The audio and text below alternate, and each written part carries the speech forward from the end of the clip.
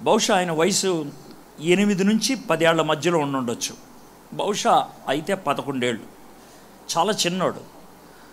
గొర్రెలు కాసుకుంటూ ఉన్నాడు. ఈలోగా కొన్ని అడవి మృగాలు వచ్చినాయి మీదకి. మనోడేమి బెంబేలెత్తి అరవలేదు, రక్షించండి రక్షించండి అని అనలేదు. ఉట్టి చేతులతో ఆ జంతువుల్ని చంపి అవతల పడేశాడు. దాని గురించి నేను మాట్లాడలేదు. నేను మాట్లాడదలుచుకుంది ఏంటంటే, ఆ వయసు పిల్లలు ఏం కోరుకుంటారు, ఆ వయసు పిల్లలు ఏం ఆశిస్తారు. మన ఇంట్లో చిన్నపిల్లలు ఉంటారు. ఒకవేళ ఎక్కడైనా చెత్త కాగితం కనబడితే ఆ చెత్త కాగితం తీసుకెళ్ళి చెత్త కాగితాలు వేసే డబ్బాలో వేస్తే కనుక చప్పట్లు కొట్టి గుడ్ జాబ్ అని అంటాం పిల్లల్ని. దాంతో వాళ్ళకి తృప్తి కలుగుద్ది. కొంతమంది పిల్లలు ఏం చేస్తారంటే, అలాంటి పని చేసినప్పుడు మనం మెచ్చుకోపోతే కనుక కోపం వచ్చి డస్ట్బిన్లో కాగితాలు కూడా రూమ్లో పడేసే అవకాశాలు ఉంటాయి. ఇది పిల్లల తత్వం కాదు, మనందరి తత్వం కూడా కాదు. అదే ఇప్పుడు రవి విన్సెంట్ గారు వచ్చి స్టేజ్ మీద 10 మంది ఉన్నారు. ఈ 10 మందిలో ఒక 9 మంది పేరు చెప్పి ఒక ఆయన పేరు మర్చిపోయాడు అనుకోండి, ఆయన ఫీల్ అవడా? గుర్తించకపోతే, మెచ్చుకోకపోతే, మనకి ఇవ్వాల్సినటువంటి అభినందన ఇవ్వకపోతే మనం బతకలేం. మనకి ప్రోత్సాహాన్ని ఇచ్చేదే అభినందన. మనకి ముందుకు తీసుకెళ్లేదే మనల్ని మెచ్చుకోవటం. దావీదుకి చిన్నప్పుడు మెప్పు అనేది కొదువైంది. ఆయన ఎవరు మెచ్చుకోలేదు. పాపం దేవుడు అక్కడే చూసేవాడు అంతే. నేను ఎందుకని మాట చెప్తున్నానంటే, క్రైస్తవ పరిచర్య మెప్పును కోరుకునేది కాదు. ఒకవేళ ఎవరన్నా మెచ్చుకుంటే మంచిదే, మెచ్చుకోపోతే ఫీల్ అవ్వద్దు.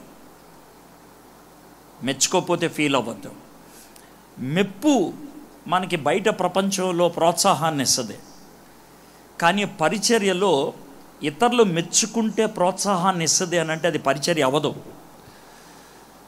అది పరిస్థితులు ఎలా ఉన్నా, మనం చేసేటువంటి పరిచర్యకి ఎలాంటి ఫలితాలు వస్తున్నా ఏమాత్రం వెనకంజ వేయకుండా ముందుకు వెళ్ళగలిగేదే పరిచర్య. చిన్న వయసులో దావీదు నేర్చుకున్నాడు. అది చాలా చిన్న వయసులో అయిపోయింది. బహుశా తన వయసు 14-15 ఏళ్ళు ఉంటాయి. గొర్రెలు కాసుకుంటూ ఉన్నాడు. ఎవరో అరుచుకుంటూ వచ్చాడు, అరే దావీదు, ఏంట్రా మీ నాన్న అర్జెంట్ రమ్మంటున్నాడు రా. ఏమైందిరా?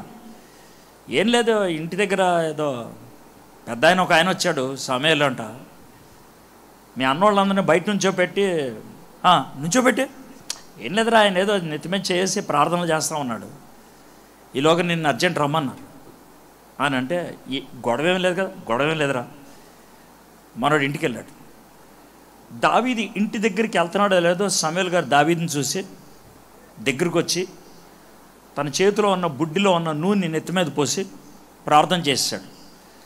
దావీదు గౌరవప్రదంగా మోకరించి ప్రార్థన స్వీకరించి అయిపోయిన తర్వాత, అయ్యగారు వందనాలు సార్, ఇదంతా ఏంటి సార్ నాకు అర్థం కావట్లేదంటే, ఏం చెప్పాలయా, దేవుడు నిన్ను రాజుగా అభిషేకించాడు అన్నాడు. ఊరుకోండి సార్, నేనేంటి సార్ రాజుని అంటే, అవునయా సార్, ఊరినే మనలం అన్నమాట, దేవుడు నా పేరు చెప్పాడు సార్. దేవుడు నీ పేరు చెప్పాడనంటే మాట్లాడరా సార్? యథార్థంగా చెప్పాలంటే నీ పేరు చెప్పలేదు.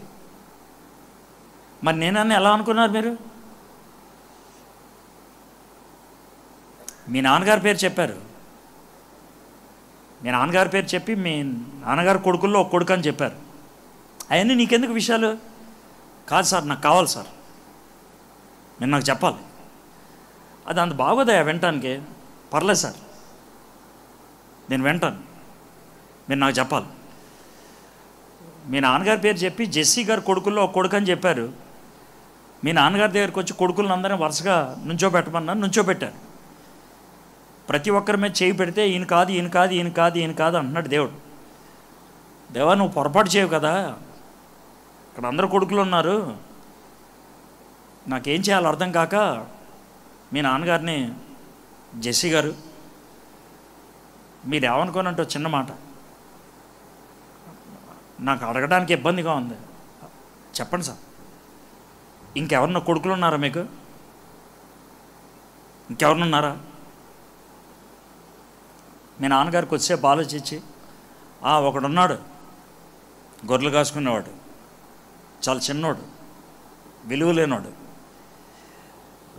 మీరు ఒకసారి ఆలోచించండి, మీరే దావీదు గారి పొజిషన్లో అక్కడ ఉంటే, మీ సొంత తండ్రి నిన్ను మర్చిపోయాడనంటే నీకు ఎలా ఉంటుందో? నీ సొంత తండ్రి కొడుకులందరినీ పెట్టానంటే నిన్ను వదిలేస్తే ఎలా ఉంటుందో ఆలోచించండి. దావీదుకి చిన్నప్పుడు తండ్రి ప్రేమ కూడా సరిగ్గా నోచుకోలేదని.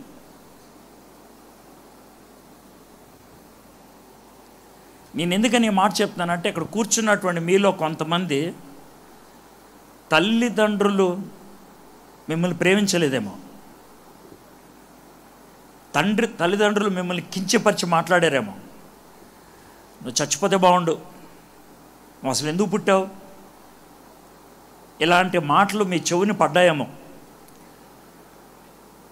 అవి హాస్యాస్పదంగా తీసి అవతల పడేసే కావు, చాలా బాధను కలిగిస్తాయి, ఒంటరితనాన్ని కలిగిస్తాయి. దావీదు చిన్న వయసులో అలాంటి పరిస్థితి గుండా వెళ్ళాడు ఆయన.